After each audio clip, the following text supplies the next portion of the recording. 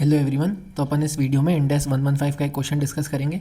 किस हेडिंग से रिलेटेड है क्वेश्चन, कौन से कंसेप्ट से रिलेटेड है?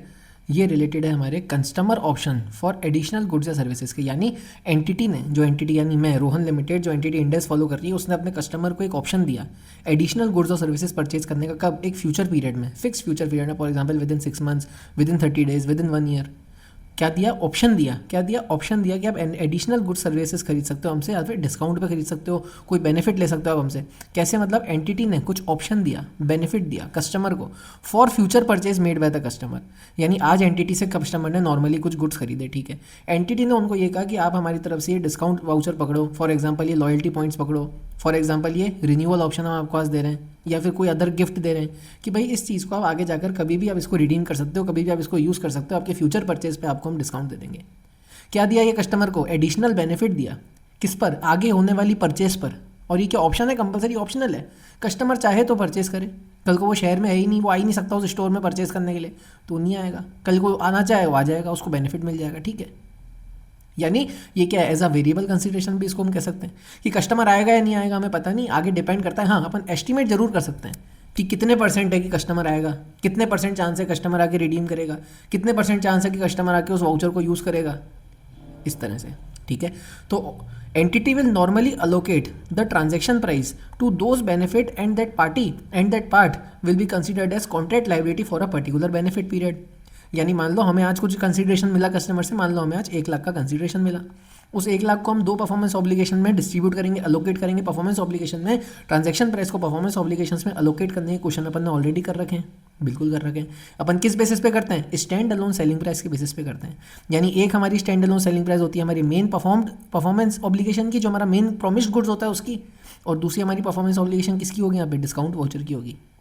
हमें क्या निकालना है यहाँ पे? स्टैंड अलोन सेलिंग प्राइस निकालनी है उस बेनिफिट की। पर्टिकुलरली ये डिस्काउंट वाउचर का क्वेश्चन में कर रहा हूँ तो बार बार मुंह से वो निकल रहा है। तो पर्टिकुलरली अपने को क्या करना है? जो बेनिफिट अपन कस्टमर को दे रहे हैं, जो ऑप्शनल बेनिफिट, जो एडिशनल बेनिफिट अपन कस्टमर को दे रहे हैं, उसका स्टैंड अलोन सेलिंग प्राइस अपने को कैलकुलेट करना है और उसके बेसिस पे ट्रांजैक्शन प्राइस को अलोकेट करना है, ठीक है। There can be various options like renewal option given to members, discount vouchers, loyalty points, gift cards, other rewards programs. तो बेसिकली अपने को क्या करना है? जो वो परफॉर्मेंस जो एडिशनल बेनिफिट है उसका स्टैंड अलोन सेलिंग प्राइस इसमें अपने को कैलकुलेट करना रहता है। मैंने क्वेश्चन को देख करके इसके नोट प्रिपेयर करें, ठीक है, इसका फॉर्मूला प्रिपेयर करा है कि किस तरह से अपने को उसको कैलकुलेशन करनी है, जिससे अगर ये सिमिलर क्वेश्चन आपके पास एग्जाम में आए तो उसको आराम से कर पाओ। सिमिलर ना भी है, कोई नया भी है, तो भी हमारा बेसिक फंडा क्या है? हमें stand alone selling price calculate करनी है। और ये फॉर्मूला में कुछ भी याद नहीं करना है, पूरा लॉजिकल फॉर्मूला है, कुछ भी नहीं है, दिखने में अजीब सा है बस, बाकी पूरा का पूरा लॉजिकल फॉर्मूला है। ये नहीं भी होता तो भी अपन कर लेते, ये तो सिर्फ अंडरस्टैंडिंग पर्पस के लिए ईजी रहे, समझ नहीं है किसी को तो याद कर ले, उस हिसाब से ये फॉर्मूला मैंने यहाँ पर लिख दिया है आप लोगों के लिए। अब अपन क्या करते हैं? क्वेश्चन करते हैं। अब अपन क्वेश्चन समझते हैं। चलो सबसे पहले अपन एक बार डिस्काउंट वाउचर का कंसेप्ट भी समझ लेते हैं, फिर क्वेश्चन करते हैं कैसे आए ये। It is normally given by entity as a promotional scheme. बिल्कुल अपने को पता है डिस्काउंट प्रमोशनल स्कीम के लिए दिया जाता है। भाई या तो कोई नया प्रोडक्ट एंटिटी लॉन्च कर रही है तो उसको डिस्काउंट भी देते हैं शुरू में कि भाई आप ये डिस्काउंट में पकड़ो, कम प्राइस में लो, आगे आपको पसंद आए तो हम प्राइस फिर नॉर्मल कर देते हैं बाद में, ठीक है। It is treated as a separate performance obligation, तभी तो अपन इसकी अलग से stand alone selling price calculate करते हैं, ठीक है, बिल्कुल करते हैं। Thus the transaction price will be allocated between revenue and discount voucher in the ratio of stand alone selling price. Normally भी अपन यही करते हैं। क्या करते हैं? जो हमारी ट्रांजैक्शन प्राइस होती है उसको अपन stand alone selling price of performance obligation के बेसिस पे अलोकेट करते हैं, जिसके अपन ने क्वेश्चन भी करे हैं, बिल्कुल। लेकिन अब डिस्काउंट वाउचर की स्टैंड अलोन सेलिंग प्राइस कैसे निकलेगी? Amount of sales on which voucher can be applied. भाई वो परचेज अमाउंट जो कस्टमर आगे परचेज करेगा, जिसमें अपने को वो डिस्काउंट का वाउचर देना है, उस परचेज का अमाउंट, उस सेल का अमाउंट, वो वाला अमाउंट जो आगे जाकर के कस्टमर परचेज करेगा, ठीक है, इनटू क्या मल्टीप्लाई करें? किससे मल्टीप्लाई करें? अपन डिस्काउंट परसेंटेज से। कौन सी डिस्काउंट परसेंटेज? किसका अपन स्टैंड अलोन सेलिंग प्राइस निकाल रहे हैं यहाँ पे? डिस्काउंट वाउचर का स्टैंड अलोन सेलिंग प्राइस निकाल रहे हैं अपन यहाँ पे। क्यों निकाल रहे हैं स्टैंड अलोन सेलिंग प्राइस? क्योंकि अपने को हमारे ट्रांजैक्शन प्राइस को, ट्रांजैक्शन अमाउंट को डिस्ट्रीब्यूट करना है, अलोकेट करना है हमारे main promise of performance obligation में और डिस्काउंट वाउचर में। किस पे अलोकेट करते हैं अपन? स्टैंड अलोन सेलिंग प्राइस के बेस पर अलोकेट करते हैं, इसीलिए अपन इस क्वेश्चन में इसकी स्टैंड अलोन सेलिंग प्राइस निकाल रहे हैं। तो amount of sale on which voucher can be applied, वो सेल का अमाउंट जो कस्टमर आगे जाकर जो परचेज करेगा, वो हमारे लिए सेल होगी ऑब्वियसली, तो वो परचेज का अमाउंट, उस सेल का अमाउंट जो कस्टमर आगे जाके हमसे खरीदेगा, into discount percentage available particularly because of discount voucher. यानी मान लो एंटिटी नॉर्मली 40% का डिस्काउंट देती है अपने सारे कस्टमर्स को, ठीक है। इस 40% में 10% बिकॉज ऑफ डिस्काउंट वाउचर है, इस 40% में 10% बिकॉज ऑफ डिस्काउंट वाउचर है। यानी पर्टिकुलरली एंटिटी से 30% हमने पूरे के पूरे पूरे के पूरे पीरियड में कस्टमर को नॉर्मली 30% का डिस्काउंट देती है। अब उसने बोला कि हम एक डिस्काउंट वाउचर लॉन्च कर रहे हैं जिससे आपको एडिशनल 10% डिस्काउंट हम और देंगे, यानी टोटल डिस्काउंट कितना हो गया, 40% का हो गया। लेकिन यहाँ पर क्या लिखा हुआ है, discount percentage available particularly because of discount voucher. Particularly discount voucher से कौन सा आएगा मुझे बताओ, 40 आएगा, 10 आएगा, 30 आएगा, 10 आएगा, 10 आएगा। क्यों? क्योंकि डिस्काउंट वाउचर की वजह से जो डिस्काउंट मिल रहा है वो कितना है, वो 10% का है। सिर्फ डिस्काउंट वाउचर की वजह से जो पॉइंट मिल रहा है, भाई स्टैंड अलोन सेलिंग प्राइस अपन डिस्काउंट वाउचर की निकाल रहे हैं, तो डिस्काउंट परसेंटेज अपन वही लेंगे जो डिस्काउंट वाउचर की वजह से हमें मिलेगा डिस्काउंट। बिल्कुल ठीक है, यानी इंक्रीमेंटल डिस्काउंट। इंक्रीमेंटल डिस्काउंट क्यों बोला यहाँ पे, इंक्रीमेंटल डिस्काउंट का मतलब 40% माइनस 30%, कितने का इंक्रीमेंट हुआ, 10% का इंक्रीमेंट हुआ। ये है 10% इंक्रीमेंटल डिस्काउंट, जो सिर्फ उस डिस्काउंट वाउचर की वजह से मिल रहा है, नहीं तो नहीं मिलता।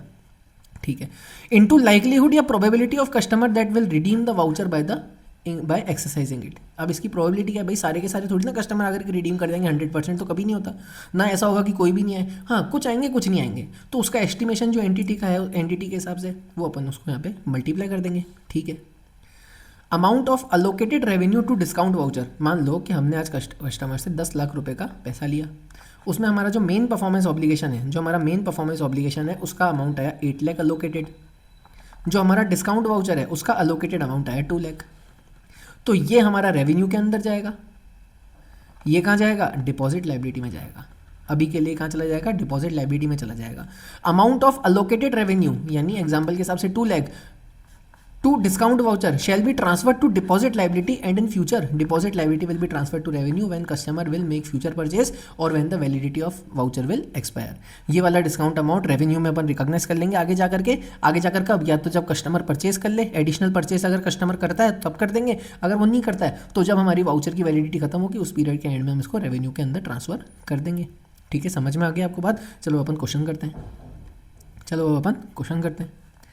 An entity enters into a contract for a sale of product A for ₹1000। ठीक है, as a part of contract the entity gives customer 40% discount voucher for any future purchase up to ₹1000 for the next 30 days। ठीक है, an entity intends to offer a 10% discount on all sales during the next 30 days as a part of seasonal promotion। The 10% discount cannot, word important है, cannot be used in addition to 40% discount voucher।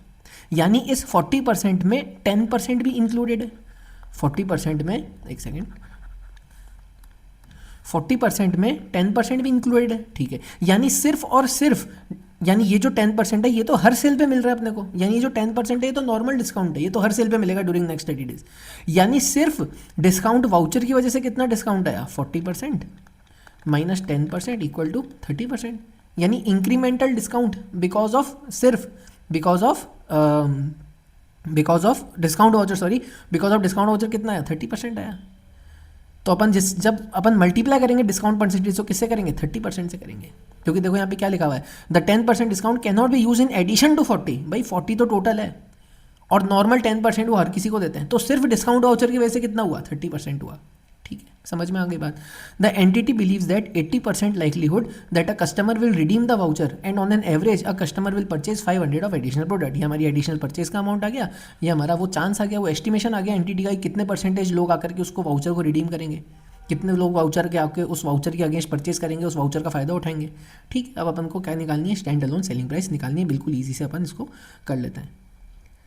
पहले थोड़ी सी अपने theory exam में लिखनी होगी, ठीक है, क्योंकि प्रोविज़न होता है नॉर्मल, अपने हमारी नॉर्मल भाषा में इसको लिखना है। कोई आपको इसमें प्रोविजंस मतलब लॉ की लैंग्वेज लिखने की जरूरत नहीं है, जो अपने को पता है, जो कंटेंट, जो नॉलेज आपके अंदर है उसी चीज़ को यहाँ पर आपको उतारना है।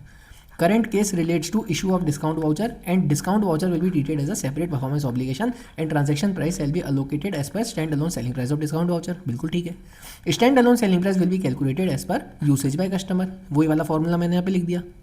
Amount of sale on which voucher can be applied, 500 की सेल।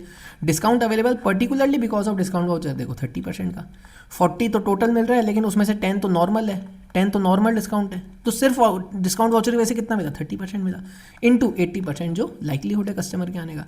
तो 500 इंटू 30% इंटू 80%, 500 का 30% उसका 80%, 120 रुपीज़। 120 क्या आ गई हमारी, 120 आ गई हमारी stand alone selling price of discount voucher. Total transaction price हमारी कितनी है, 1000। ये देखो टोटल 1000 रुपीज़ आज कस्टमर से अपन ने लिए, ये देख लो अपन ने 1000 लिए। इसमें से कुछ अमाउंट अपन मेन परफॉर्मेंस ऑब्लिगेशन में डाल देंगे, कुछ अमाउंट अपन डिस्काउंट वाउचर में डाल देंगे। That coach amount will be calculated as per the stand alone selling price. चलो निकाल लेते हैं अपन रेशियो, चलो अपन निकाल लेते हैं रेशियो। ये निकाल लिया। प्रोडक्ट ए अपन ने बेचा है, तो 1000 में से प्रोडक्ट ए पे कितना लोकेट होगा, 1000 divide by 1000, 120, 890 rupees. Discount voucher पे कितना होगा, 110 रुपीज़। टोटल आ गया 1000 रुपीज़ जो आज हमको मिला।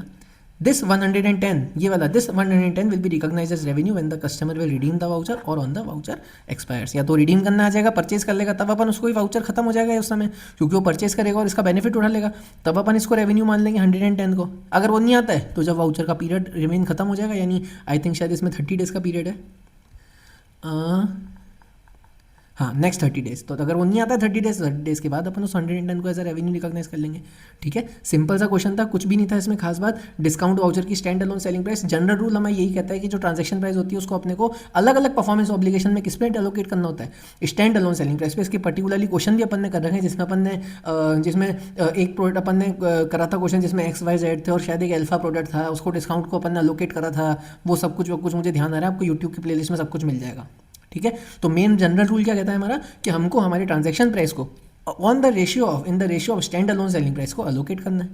प्रोडक्ट ए की तो स्टैंड अलोन सेलिंग प्राइस हमारे पास अवेलेबल है ₹1000, डिस्काउंट वाउचर की अपन ने निकाल ली इस तरह से।